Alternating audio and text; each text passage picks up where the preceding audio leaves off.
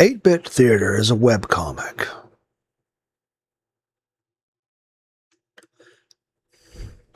I think it and a few others are worth mentioning. 8-Bit Theater is a sprite comic by Brian Clevenger. Ran from 2001 to 2010. Its plot, an affectionate parody of the first Final Fantasy, follows the 4 light warriors who really aren't the best for the job. Fighter McWarrior, an astoundingly stupid sword-obsessed warrior, Black Mage, Evil Wizardington, Nax crazy homicidal sociopath who's only held back by the rule of funny and a tendency to get hurt, thief, a fugitive prince of the elf clan, armed with extreme greed and expertise in manipulative contracts, and Red Mage Statskowski, a so-called strategist who considers life to be a tabletop game, is obsessed with his stats and was tricked into liking cross-dressing. The strip's humor comes mostly from the violent nature of its protagonists, the absurd situations they find themselves in, and a little screwing around with video game tropes. Oh, Bob and George, I was saying I want to talk about some others. It's a Mega Man sprite comic. It's really, really long, though.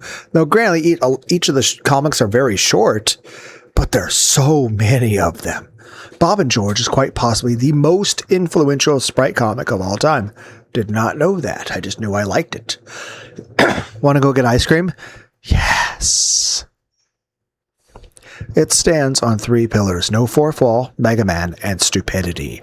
Originally, it was intended to just be filler for a hand-drawn comic the author was making, but the idiotic adventures of Mega Man and his friends proved more popular, and the title characters were incorporated into the author's skewed vision of the Megaverse.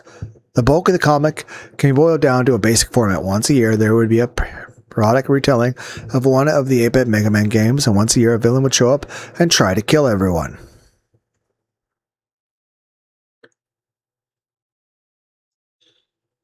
Does anyone else remember that webcomics used to exist?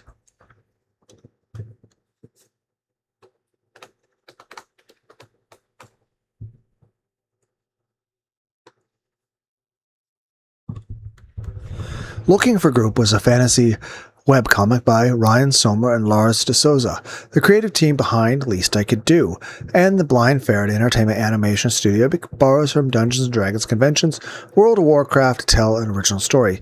The main character is Kalinan Vate, an elf who yearns to be a just and good hero. Unfortunately, in the LFG world, elves are always chaotic evil. However, this is something that Kale is not aware of until told to go forth and do heroic stuff by his monastery, after which he meets an undead warlock named Richard, who is the embodiment of pure chaotic evil. Seemingly out of boredom, Richard decides not to kill Kale outright, but to accompany the elf and watch him anguish over his existence and antagonize him whenever possible. Shortly after meeting Richard, Kale is killed. Guess who did that? And Richard helped him seek out a priest to resurrect him. Enter Ben June, an unknown race. Oh,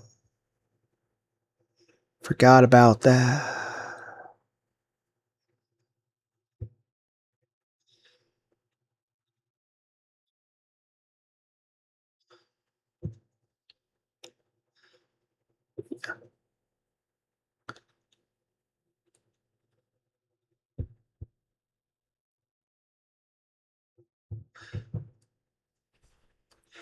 You would be surprised at the amount of futanari hentai of that. Least I Could Do. One of the 3 webcomics of the creative team Ryan Sommer and Lord de Souza, the others being Looking for Group and The Gutters. Least I Could Do is mainly a gag-based comic strip about the misadventures of a group of longtime 20-something geek friends living in the city. The stories mainly revolve around sex, love, modern life, and all the things geeky from Star Wars, Star Trek, to Lord of the Rings, to comic books, to video games, and back again. Mostly it's about their relationships and sex, though. The main character is an incredibly promiscuous Rain, who, if you were to judge lecherousness on a scale of 1 to 10, with 10 being the highest a human could possibly be, would probably hit around a 23. Throw in a lot of idiot hero and a few dishes of man-child with a psychopathic man-child, a lot of jerk-ass, you guys get the point. Webcomics are cool.